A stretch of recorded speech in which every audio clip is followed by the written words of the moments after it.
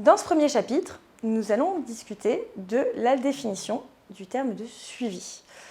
Donc, une définition a été donnée notamment par le Cairn. Alors, dans le cadre de la formation ouverte et à distance, cette définition décrit le suivi comme une tâche qui consiste en l'observation de l'activité de l'apprenant, la comparaison de cette observation aux attentes du tuteur et enfin l'intervention, si nécessaire, de ce dernier auprès de l'apprenant. Comme vous le voyez, cette définition s'applique à tout dispositif de formation, quelles qu'en soient les modalités, et non pas seulement à la FOAD. Ça veut dire que le suivi des apprenants doit en fait être un temps de formation, c'est-à-dire formalisé, basé sur l'accompagnement de l'apprenant durant toute sa formation. Et l'objectif va être de s'assurer qu'il a bien acquis les compétences définies par l'objectif de formation. Le but également, ça va être de vérifier que l'apprenant ne sera pas seul dans la construction de son projet professionnel. Vous allez pouvoir voir où il en est, est-ce qu'il y a des choses que vous pouvez lui conseiller, des actions que vous allez pouvoir lui conseiller et simplement être présent pour l'aiguille.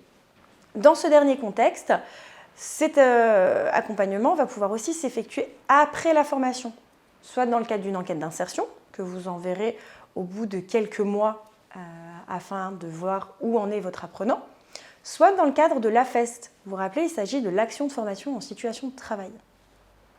Cet accompagnement, il doit faire l'objet du contrat de formation passé entre l'apprenant et l'ensemble des acteurs du dispositif de formation. Donc, quand l'apprenant arrive pour participer à cette formation, il ne signe pas simplement pour qu'on lui anime des cours, mais il signe pour qu'on soit également présent pour l'accompagner. Grâce à ce suivi, on va pouvoir envisager de co-construire avec l'apprenant son parcours et de personnaliser sa formation. C'est-à-dire que s'il a déjà effectué certaines choses avant d'entrer en formation, vous allez pouvoir estimer qu'il pourra supprimer certains modules ou certaines séquences. Au contraire, s'il a des faiblesses à certains endroits, on va pouvoir lui rajouter des modules ou des séquences. Il sera donc primordial que ce suivi soit qualitatif pour valider la montée en compétence de l'apprenant. Pour autant, il est inenvisageable de proposer un suivi sans avoir fixé des objectifs auparavant.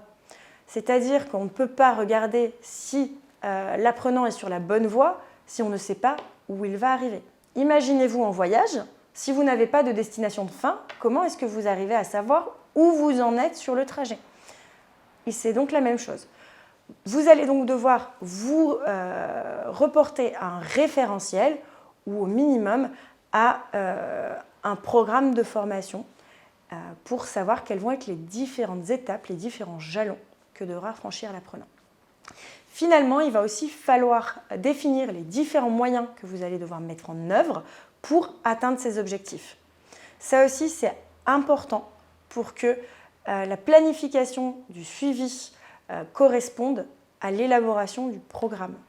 Pour cela, je vous renvoie pour cette partie à vos connaissances sur les objectifs de formation et les objectifs pédagogiques que vous devez, à ce stade, connaître par cœur. Ensuite, nous allons de notre côté regarder pourquoi j'insiste autant sur la planification, parce qu'un suivi réussi va avoir de réels enjeux pour l'apprenant et nous allons en discuter par la suite.